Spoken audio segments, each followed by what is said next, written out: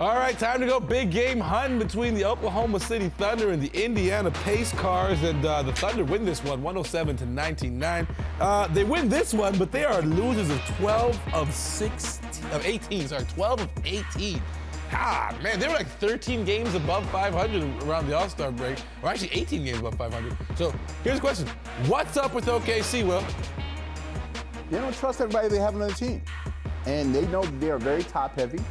And they have to trust that they're going to get everything to win any series from Russell Westbrook, from Paul George, and from Stone Cold Steven Adams.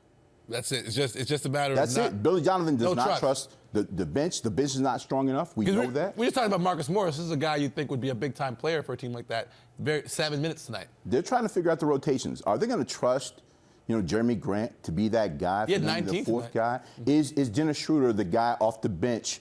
To lead that team. You don't know who that guy is. They might end up playing Raymond Felton in the playoffs, and that's a problem if he ends up being on the court. Because he's outside the rotation during the regular season, no rhythm. What about Schroeder? You think they trust Schroeder? And he's old. Like, he should just... No, Schroeder's nice, but they play 9 guys, right? Ferguson is a starter, but he's more of an athlete than anything else. And after Westbrook and, PG-13, they don't really have too much to go to. So they've been winning on, their backs, but this is just a slump for them. I think they'll be fine in the playoff time. Like, I really do. I think those two guys can carry a franchise. I thought the role players on this team made steps this year. Am I wrong? There are points in time where Jeremy Grant looked like he could be on the verge of getting a nice contract. Inconsistent. Schroeder at the beginning of the year looked great. Yeah, but inconsistent. All those players are inconsistent. Like, Grant may have 19 tonight, and then 7. Drew, what are you rubbing your hands on? Are we not talking about the elephant in the room, guys? The decline of Russell Westbrook's game. The decline? Well, guys, he's not adjusting his game. He plays the same way. You know what I mean? His shot is not where it should be at this point of his career. He plays at one speed, fast, hard, aggressive, but at the same time, he might need to adjust his style of the game. Why? The results are still the same. Well, okay, Paul George was injured recently, so he's been out with a shoulder injury a little bit. And he has to adjust now to these other guys, Ferguson. How do you induce those, or how do you get those guys to step up when he needs them? Because in the playoffs, when they start to cut you off, and the playoffs are like, the coaches are sadistic in the playoffs. They know how to cut your water off in a hurry. They know how to exploit certain things. And if you're going to go, okay, we're going to let Jeremy Grant beat us. Tell me the last time Jeremy Grant won a playoff series. I'll wait. I'll wait. We don't have enough time. Okay, so again, if Billy Donovan doesn't have enough trust in that bench, and he's going to count on the top heaviness of that team, they're going to have problems. They still went from 3rd to 8th in a hurry. Right. And you can't do that in the West. But you cannot do that in the West. That's going to happen when you play 9 guys. Quickly, has Russell Westbrook fallen off? I know you kind of started touching on the subject. You feel so. You know what? I love Russ, you know what I mean? Great fashion mister, you know what I mean? I don't know about great, but he wears questionable. Things. He wears things. I don't know. That's what I'll say. He wears things. But maybe he just, you know what I mean? He might have to adjust his style of play. I think his temperament's a bigger problem than style of play. But what do you guys think? I don't think he's fallen off. I'll never say that about him. He's still an all-star caliber player. His game is there.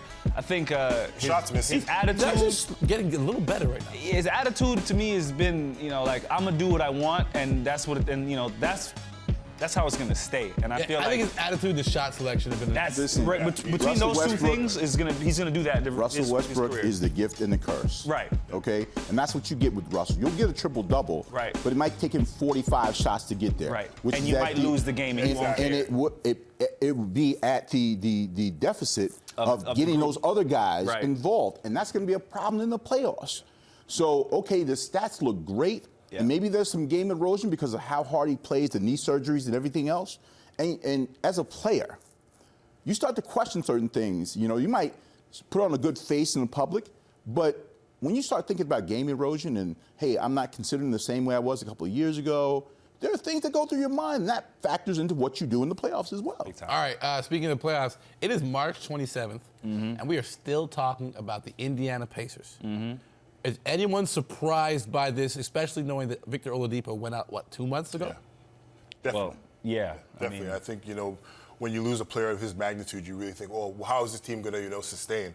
But people have stepped up. Sabonis has, definitely put in his work, and the team looks good. So hopefully they'll be able to kind of maintain that and be. Why is one? Were you surprised, or did you see this coming all along? No, I would be lying if I said I did, but I also understood. I'm surprised. How good?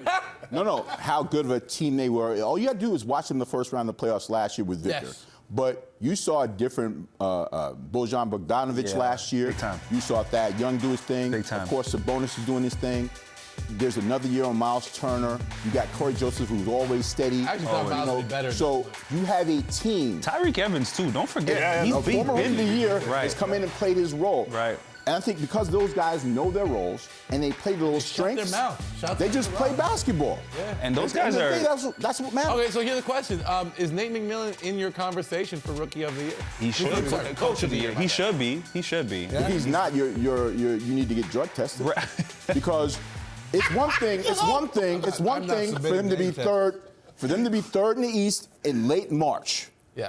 Shout out to Michael Malone in Denver. Yeah. And of course, the great job that Mike Budenholzer has done there. Right. And Nick Nurse. And Nick Nurse. Nick Nurse. Right. I don't know. Where's the Nate contract? McMillan with the top button, biting my style. But no, I'm telling you, Nick McMillan has done a fabulous job with this team. Big time. And you cannot.